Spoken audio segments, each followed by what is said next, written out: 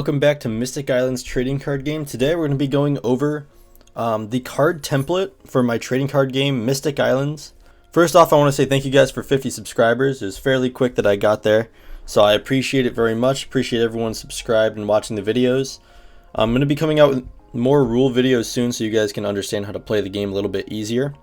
So first off, we're going to start off with, there's 6 factions in my game here. So we'll go left to right. This is the Goblin faction, Pirate faction, Royalty faction, Skeleton faction, Mage faction, Dwarf faction.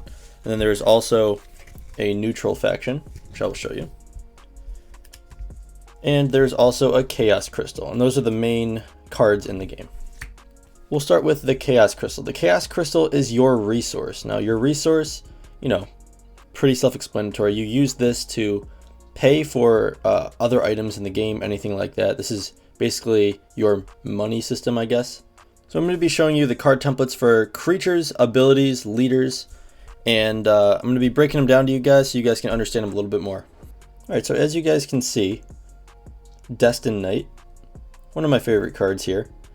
There's a lot of things going on in this card. So we'll start top to bottom. First off, the coloring here that goes all the way around the edge of the card, that is just an indication of what faction it is. Royalty faction is blue.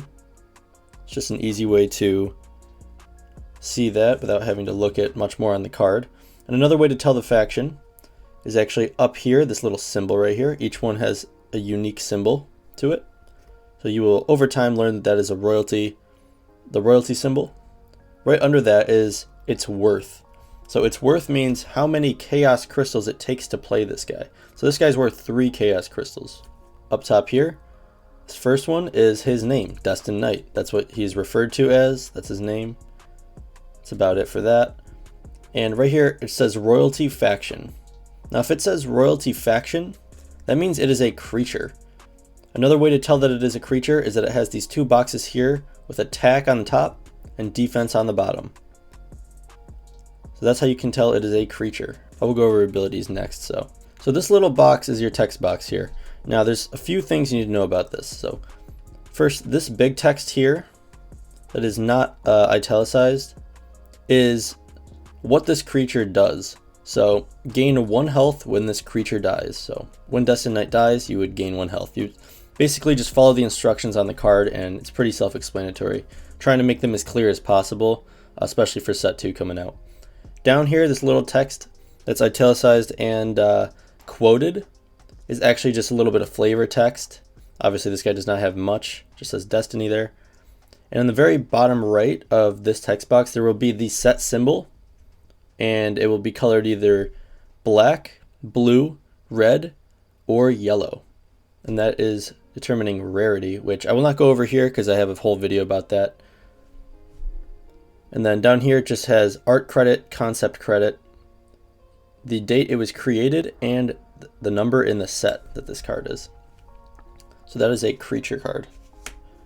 Here's an ability card. Similar in the way that it has the color still has the symbol. It says Royalty Ability instead. Still has whatever name it is. Costs 2 crystals. And obviously every card varies in all of these things with name, crystal amount, attack, defense, effect. So as you can see, he has a blue symbol here.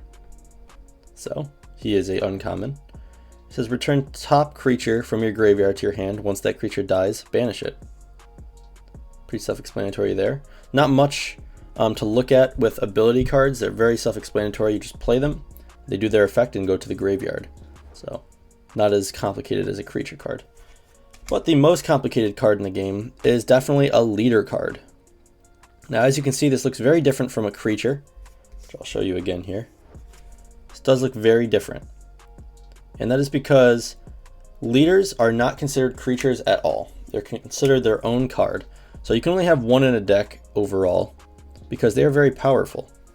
Now, why they are different is they still have the coloring all the way around, but they have no worth up here. Their worth actually moves.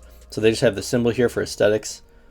They do not have any attack. This is actually just a defensive value. So I replaced the attack with the symbol once again. just for a little bit of aesthetics. It'll say right here what faction it is, and then if it is a leader, the name is the same up here. The artwork, obviously. The symbol for the set symbol actually moves down into this little black area here, which it will be yellow, so it's going to be visible anyway. But that's just to make sure, to make room for his special abilities, because leaders are very powerful and I need a little bit more space. So right here, right before you see all this regular text, this bolden text here, this is what you can play this leader for. You can either play him for 6 chaos crystals or 9 health. It's not both. You don't have to pay 6 and 9 health. You just have to pay either 6 crystals or you can pay him for 9 health. I'm going to be having a video about leaders soon, about how exactly they work during gameplay, but for right now I'm just going to go over their little abilities. So these the red highlighted abilities are things that can be used on him multiple times a turn.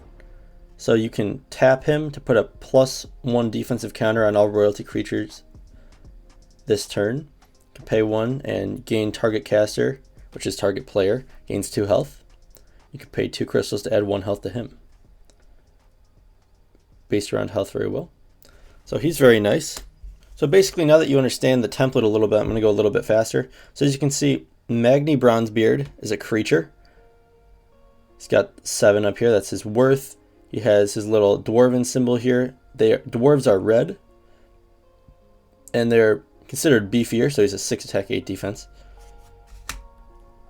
Hard Look is an ability for them. And their leader looks pretty sweet as well. Same exact concept as the other guy. His health is just a little bit higher. He has some other abilities, and he costs 7 crystals or 12 health. Pirate faction. They have a little pirate ship wheel right here. 1 attack, 1 defense. Just do his ability. Stuff like that. Very simple. Even simpler, the ability card. Just draw 3 cards, discard 1. Most of the cards in set 1 are not very complicated because it is the base set, but you can definitely do some clever things with it and catch your opponent off guard.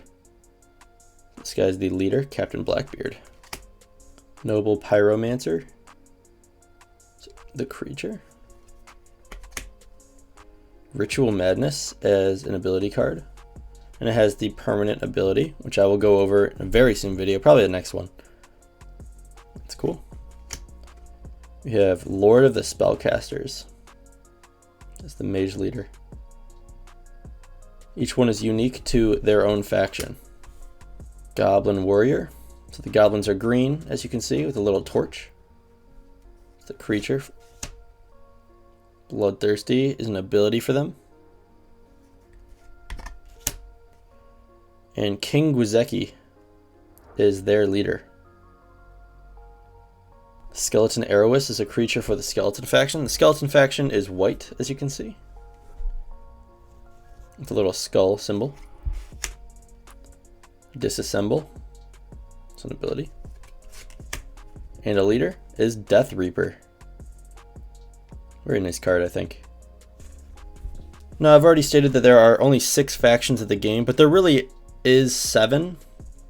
So the 7th one would actually be neutral, which can be interchanged with any 2 factions to create a deck. So they don't actually have a strategy or anything like that, and they look a little different, so I'll explain them right now. So I don't know if you can tell in this lighting, but they actually have a darker gray around them, like that. They do not have a symbol at all, so it's just the number. So it's a little bit more simple there, so you don't have to worry about a symbol. It costs 6. It'll say neutral faction or neutral ability, depending on if it's an ability card. Still has the name, still has attack and defense, and works the exact same way as a normal creature card, just it can be a little bit more widely used with any deck. Then we'll go with the ability card here. Forbidden Spell. Target ability card has no effect and is destroyed. Very useful to throw these in your deck because they are not going to be restricted by what faction you're using.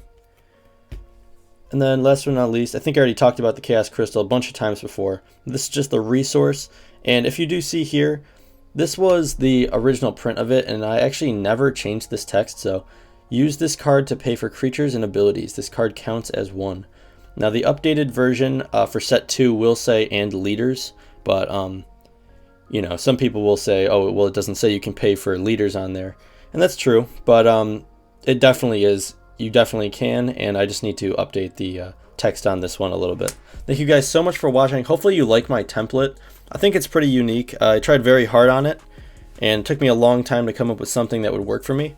So if you do like any of these cards, hit me up on the Game Crafter first link down below. I'd really appreciate it. I have booster packs and starter decks and some Chaos Crystal bundles for you guys. So thank you guys so much for watching, and peace out.